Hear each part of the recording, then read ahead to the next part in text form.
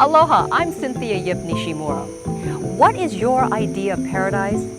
Crystal blue skies, beautiful beaches, breathtaking sunrises. It sounds a lot like Hawaii. Well, cities and even countries around the world are marketing their own version of paradise, trying to lure the multi-billion-dollar tourist industry to their shores. The young Southeast Asian country of Malaysia is doing just that, and some say has done a remarkable job in a very short time. I hope you join me as we take a look at this fascinating and colorful country. As the Malaysians say, Salamat Datang ke Malaysia, or welcome to Malaysia.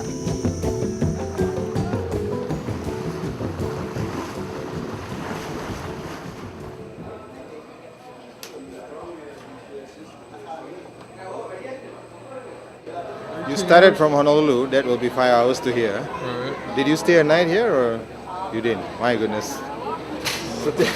Today is Sunday evening.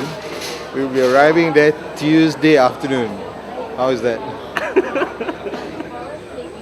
So you must have started Sunday morning in Honolulu. Good evening, ladies and gentlemen. May I have your attention momentarily, please? May I have your attention, please? In a very few short minutes, Malaysia Airlines Flight 95, service to Taipei and Kuala Lumpur, Malaysia. Coach Airlines Flight 95 will commence at gate 122. Please have your boarding passes and passports together. They will be checked once again. There you go. Boarding aircraft. So those passengers have Thank you. Thank you. All up this country, baby, don't you wanna go? I'm going up the country, baby, don't you wanna go? I'm going to some place where I've never been before. I want to try all the spicy things. There are no direct flights to Malaysia from Hawaii, so after more than 24 hours of nonstop flying, I was ready to move. I'd been invited, along with 500 journalists from around the world, to attend something called the Colours of Malaysia, an initiative sponsored by the Malaysian government designed to show off Malaysia as a major tourist destination. Their spanking new airport is our point of entry and an impressive example of Malaysia's growing tourism infrastructure. And as we'll see, this isn't the only thing they're doing to bolster their burgeoning tourist industry.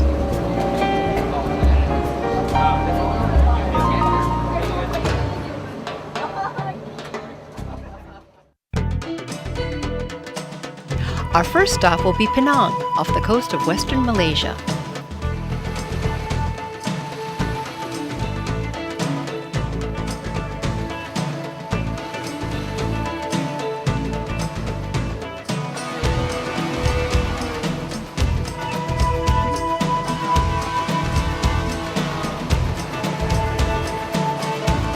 This beach in Penang is called Batu Ferringhi and is considered the most famous beach in Malaysia. Batu Ferringhi, to many visitors, is considered the Penang.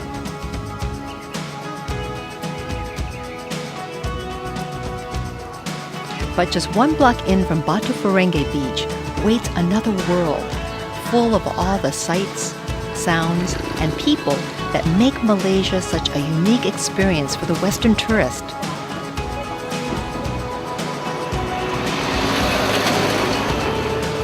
For those of us from Hawaii, some things may seem vaguely familiar, but before long, you'll realize that this is really a world far apart from anything we know.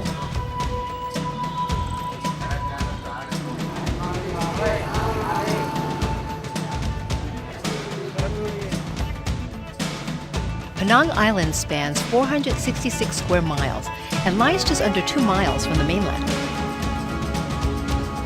It's connected by a massive bridge and a 24-hour ferry system that shuttles locals and tourists back and forth between the mainland and the island's capital, Georgetown.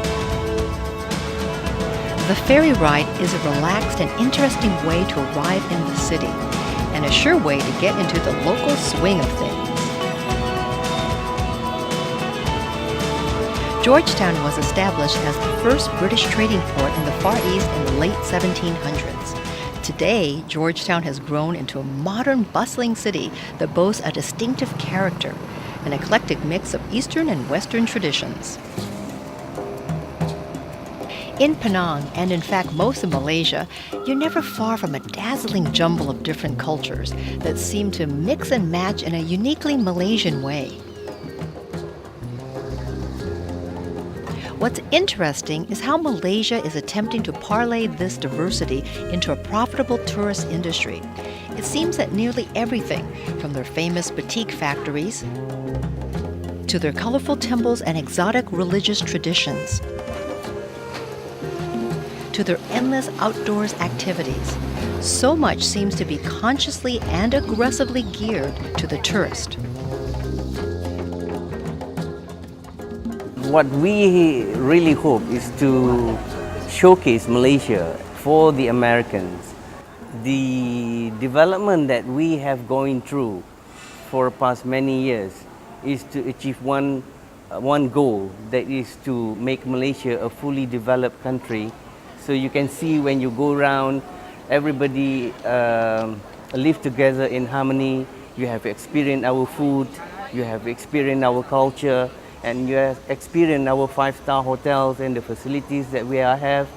And also the language barrier is not of any problem, because 90% of Malaysians speaks English.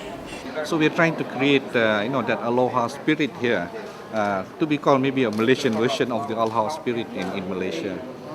They practice totally different religions, with Buddhism, with Islam, with Hinduism, and yet you see such harmony. And I think that's a lesson that we need to learn. Many travel guides consider Malaysia among the most enjoyable, hassle-free countries in all of Southeast Asia.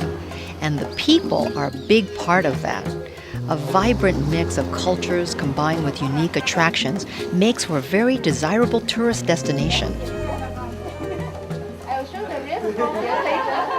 It's the people that makes the country, the people that makes the difference. If Hawaii is the melting pot of the Pacific, then Malaysia might very well be the melting pot of Southeast Asia. Malaysia's multicultural society is certainly one of the most attractive things about this country. But just when you think you're beginning to understand this place, Malaysia reveals other facets of itself that's often startling in its contrast. The nation's capital, Kuala Lumpur, or KL as the locals call it, is a perfect example of how Malaysia is transforming itself. KL's most prominent structures are the twin Petronas Towers, the world's tallest buildings. They stand as symbols to Malaysia's commitment to the future. Petronas itself is our national oil and gas national company. Malaysians generally are very proud of Petronas, of the company itself, because Petronas somehow has brought world's attention to the Malaysians' vibrant, vibrant economy, in economy and also in technology. We are now going into a very proactive, into a very business-minded kind of nation, and we are more than ready to go into the new millennium, to the new century with our young, vibrant population. I talked with an executive at Petronas, an articulate young Muslim woman, and I wanted to know, in Malaysia, the role of a woman, is it clearly defined? Society in Malaysia views that a woman should stress on her role, firstly as a wife, a mother, a daughter, and so on. Yes, but nobody says, there's no written rule or no particular emphasis to say that, you can't be anything else. Okay, you're a mother, but you can be a CEO also, and a successful one. Okay, there's no particular compartment that people put you in. And what of her dreams for her own daughter? to be whatever she wants to be. Go for it. It doesn't really matter if you work towards your goal. Inshallah. Inshallah means, God willing, you will get it. I think we are still very much a young country. The desire to learn is there in terms of trying new things. We are moving now in terms of our economy from what was largely manufacturing, labor-intensive type of industry to a knowledge-based economy. So as a young, small country, I think we are more flexible to adapt and change to meet the challenges as we move forward in a global environment. There is a pervasive sense of optimism in Malaysia, but as guests of Malaysia's tourism authority, it's sometimes difficult to know what's real and what might be manufactured for our benefit. One thing is true, the Malaysian government has pulled out all the stops to make our stay in Malaysia a memorable one. Arts and Tourism Malaysia. Imagine a country with a marketing plan, a worldwide advertising campaign, a national customer service program, even a theme song. That country would be Malaysia. And their message, Malaysia, truly Asia, will be repeated over and over again for the next 3 days to the 500 invited journalists who are here to attend the marketing main event, the Colours of Malaysia.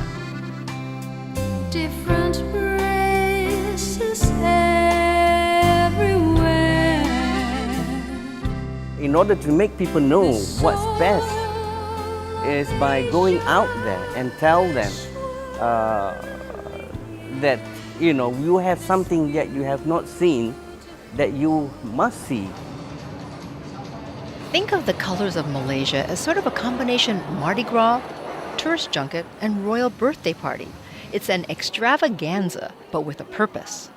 Okay, what you're going to see tonight from the Colours of Malaysia is how the different ethnic groups merged in Kuala Lumpur and dancing in harmony and colorful costume, and it symbolized the integration of the country.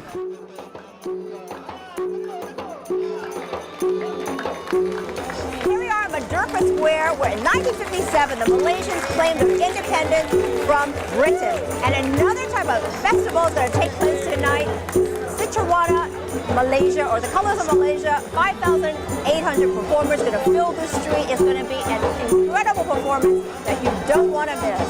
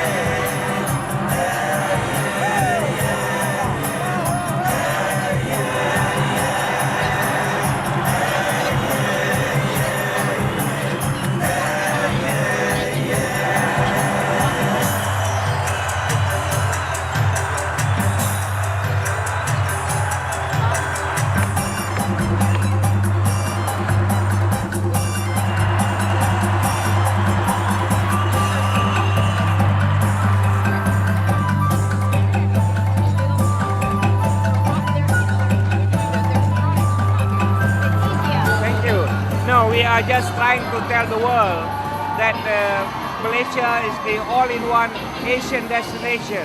If you come to Malaysia, you'll see China here, you'll see India here, Indonesia, Thailand, Singapore, Philippines, all in one place, because we are the melting pot of all of Asia's ancient cultures and so on. You can see, that's why once a year we put this on parade at the national level, but we have this kind of things all over the country all the time.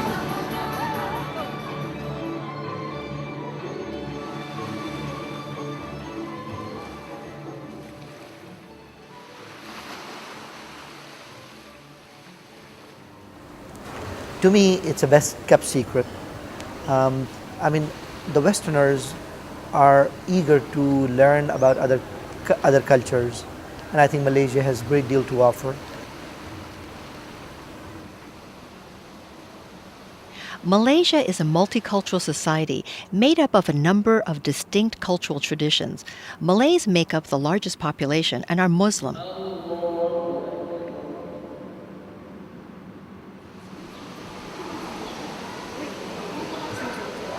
This is the robe that the mosque officials have asked us to wear.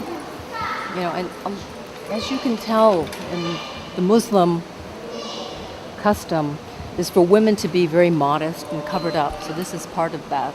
The women, it's not necessary for them because they are the institution for the children and because, they have other duties. So for men, it's wanted that they come to the mosque. But for women, it's okay for them to pray at home because, they have so many other duties. But if they come, that's wonderful. My time at the mosque was very peaceful and serene, and it gave me a perspective about a culture I knew very little about.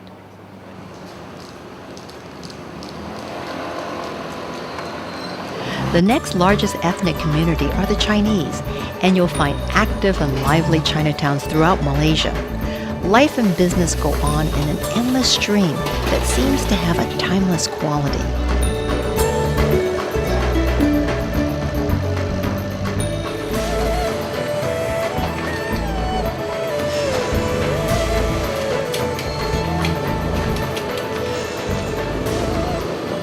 There's a definite hustle and bustle to every Chinatown. But when the sun goes down and night falls, it's time for the night market. Chinatown, Malaysia. Where you'll never know what you'll find or who you'll meet. My name's Jenny, from England. I started off in Bangkok and then I'm backpacking down to Singapore. And then I'm flying out to Bali and then I'm going to Australia. And then Fiji and Vancouver, and then I'm going home. Some people come to Malaysia for the sheer adventure. Others come for the shopping. And Chinatown's night markets are a great place to find terrific bargains on everything, from boutiques to artwork to knockoff CDs and Rolexes. This is a shopper's paradise, but be prepared to bargain. My cost is more than 750. Okay. You want 435 ringgit, okay? This is the time you have to really get your calculator out to calculate exactly how many ringgits equals $1, okay? Especially when you're going to 35 and 40. Okay. We're finally settling on a price for these two genuine, really good ones, 560. For two. Yeah, for two. 560 ringgit divided by 3.75. Okay, so we're getting 149 for two Rolexes.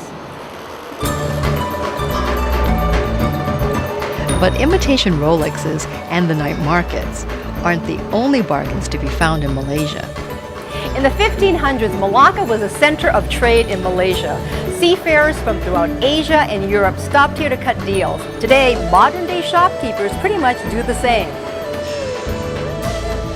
Junker Street in Malacca is famous for antiques, and people come from all over the world to explore its shops in search of rare Eurasian treasures.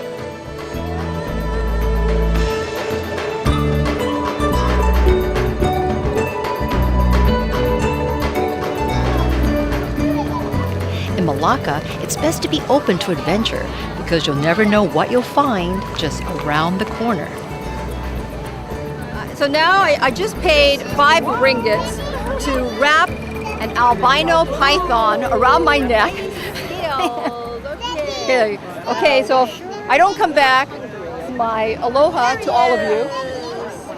A friendly python. I know, he does. Yes, I think this is the... Malaysia has no shortage of exotic and unusual attractions.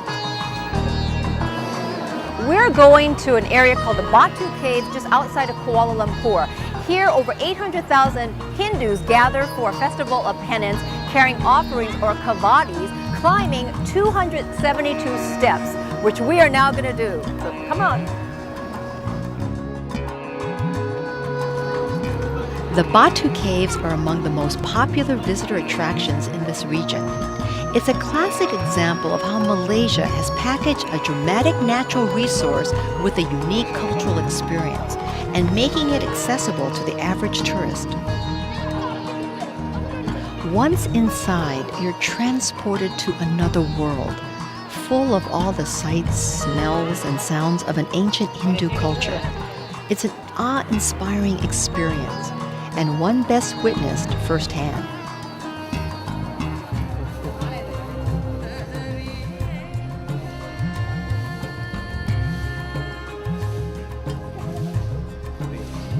Oh, okay. So by the priest putting on me, that will give me good luck? Oh, okay. Thank you.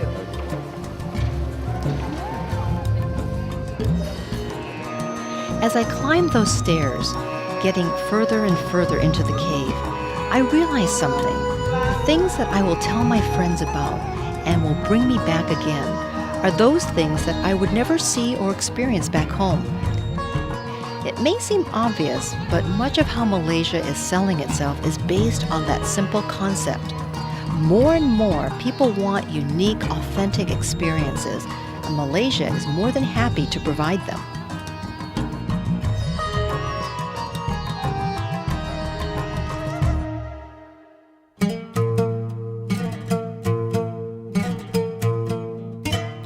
On our way back to Kuala Lumpur, we had an opportunity to visit a traditional Malay home.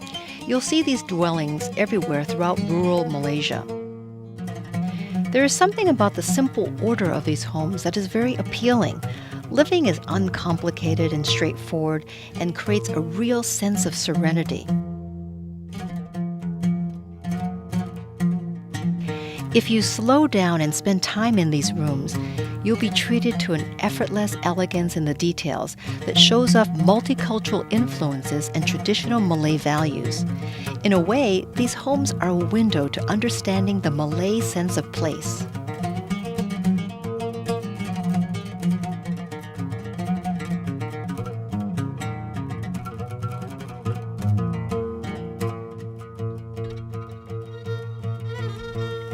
Malaysia isn't without its limitations. There are easier places to get to in the world. The weather, although usually clear, is always hot and humid. And although there are major cities and resorts with 5-star hotels, most of the country could still be considered third world, which means things aren't always as predictable as they would be back home. But there is beauty here and a different way of life than I'm used to. My short stay in Malaysia has been enlightening. It's given me an interesting take on how other places in the world are creating their own brand of paradise. But you have to wonder what kind of impact tourism will have on this country in the long run. No one can predict the future, but this much is certain: Malaysia is at a crossroads, and its leaders face a delicate balance between their past and their future. In the end, it may fall to them to decide what paradise will look like here in the 21st century.